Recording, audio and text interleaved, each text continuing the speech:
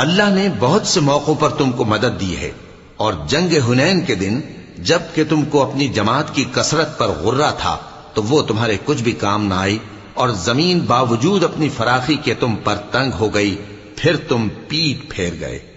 پھر اللہ نے اپنے پیغمبر پر اور مومنوں پر اپنی طرف سے تسکین نازل فرمائی، اور تمہاری مدد کو فرشتوں کے لشکر جو تمہیں نظر نہیں آتے تھے آسمان سے اتارے، اور کافروں کو عذاب دیا، اور کفر کرنے والوں کی یہی سزا ہے۔